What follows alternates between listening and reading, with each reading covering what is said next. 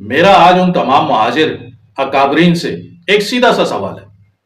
کہ جو پچھلے 40 سال سے مہاجروں کی محرومیوں کے نام پر اسمبلیوں میں عیاشیاں کر رہے ہیں۔ اور یہ سوال کسی ایک جماعت سے نہیں ہے، بلکہ ہر اس جماعت سے ہے جو مہاجر نام پر سیاست کر رہے ہیں، وہ چاہے ایم کیو ایم پاکستان ہو یا ایم کیو ایم حقیقی ہو یا پھر مہاجر اتحاد تحریک ہی کیوں نہ ہو۔ یہ وہ تمام دھڑے ہیں کہ جو 11 جون 1978 کو ایک ہی پلیٹ فارم پر اکٹھے ہوئے تھے اور اس عزم کے ساتھ میدان عمل میں آئے تھے کہ سندھ میں اور خصوصاً کراچی میں مہاجروں کا سیاسی، معاشی اور تعلیمی استحصال کیا جا رہا ہے اور کوٹا سسٹم کے نام پر مہاجروں پر تعلیم اور روزگار کے دروازے بند کیے جا رہے ہیں۔ لیکن آج 47 سال بعد بھی ہر حکومت کا حصہ ہو کر بھی نہ کوٹا سسٹم ختم ہوا اور نہ ہی مہاجروں کو باعزت روزگار کے مواقع فراہم کیے گئے اور نہ ہی تعلیمی میدان میں انہیں اپنی صلاحیتوں کے جوہر دکھانے کے خاطر خواہ مواقع فراہم کیے گئے۔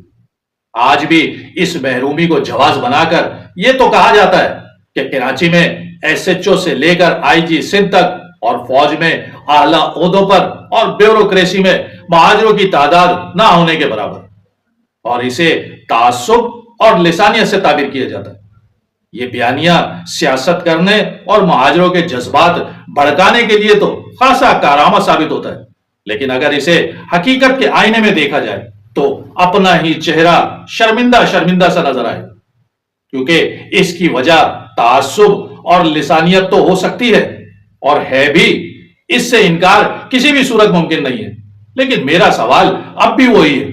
کہ کیا مہاجر قوم کو اس حال تک پہنچانے میں جہاں تعصب اور لسانیت کا عمل دخل ہے، وہیں مہاجروں کے نام پر سیاست کرنے والے اس گناہ اور جرم کے مرتکب نہیں ہیں؟ آپ نے جس طرح مہاجروں کے مڈل اور لوور مڈل کلاس فیملیز کو پرائیویٹ اسکول مافیا کے ہاتھوں بیچا ہے، جس طرح ان کے بچوں پر تعلیم کے دروازے اس پرائیویٹ اسکول مافیا کے ذریعے بند کیے ہیں، اس نے آج مہاجر بچوں سے لے کر نوجوانوں تک کو تعلیم کا مطلب صرف کاغذ کی ڈگری حاصل کرنا ہی سمجھایا۔ بھاری بھرکم فیسوں کے نام پر غیر معیاری تعلیم دے کر اپنی نسل کا تعلیمی استحصال کوئی باہر سے آ کر کوئی شخص نہیں کر رہا، اور نہ ہی یہ سندھ کی سب سے متعصب جماعت پیپلز پارٹی کر رہی۔ نقل کے رجحان کو جس طرح 1990 سے پرموٹ کیا گیا، جس طرح بھائی بھتیجے بھانجے کے لیے نقل کی سہولتیں فراہم کر دے کے کلچر کو عام کیا گیا، اس نے تعلیمی معیار کی جڑوں کو کھوکھلا کر رکھ دیا، اور پھر ان نقل کر کے پاس ہونے والی فوج ظفر موج کو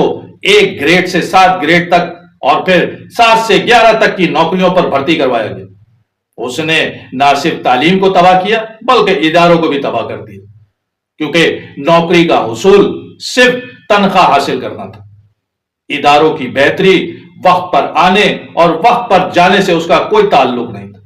مجھے کوئی بتائے گا کہ جس پلیٹ فارم سے مہاجر قوم کے استحصال اور محرومی کو دور کرنے کی جدوجہد کا آغاز کیا گیا تھا، اس پلیٹ فارم سے کتنے پڑھے لکھے نوجوانوں کو سندھ پبلک سروس کمیشن یا پھر سینٹرل سپیریئر سروسز یعنی سی ایس ایس یا فوج میں کمیشن حاصل کرنے کے لیے تیار کیا گیا؟ کتنے فیصد نوجوانوں کو بیوروکریسی میں جانے کے لیے سی ایس ایس جیسے امتحانات کی تیاری کے لیے راغب کیا گیا؟ کتنے فیصد مہاجر نوجوانوں کو فوج میں کمیشن حاصل کر کے اعلیٰ عہدوں پر جانے کے لیے ان کی حوصلہ افزائی کی گئی؟ کتنے فیصد مہاجر نوجوانوں کو پولیس میں ڈی ایس پی اور ایس پی بھرتی کروانے کے لیے اپنے پلیٹ فارم سے کوششیں کی گئی؟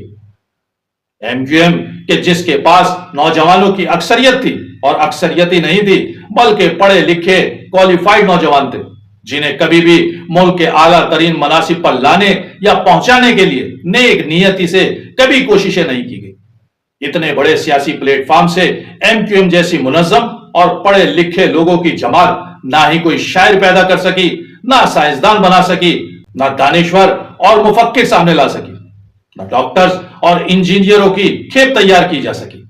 غرض ہزاروں لاکھوں مہاجر نوجوان جو اس قوم اور ملک کا مستقبل تابناک بنا سکتے تھے، انہیں صرف پالش کر کے ان کی حوصلہ افزائی کرنے کی ضرورت تھی، انہیں ضائع کر دیا گیا۔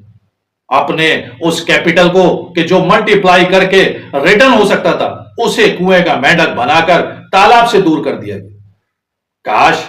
کہ آج بھی اپنی اپنی اناؤں کی دیواروں کو گرا کر اپنے عیش و آرام کو چھوڑ کر اس قوم کے نوجوانوں کو امید اور آس دینے کی کوشش کی جائے تو مجھے یقین ہے کہ اب بھی پانی سر سے اونچا نہیں ہوا۔ یہ قوم واپس اسی توانائی کے ساتھ اپنے پیروں پر دوبارہ کھڑی ہو سکتی ہے۔ بس اس قوم کے کرتا دھرتاؤں کو اخلاص اور نیک نیتی کے ساتھ اس قوم کے مفاد میں فیصلے کرنا ہوگا۔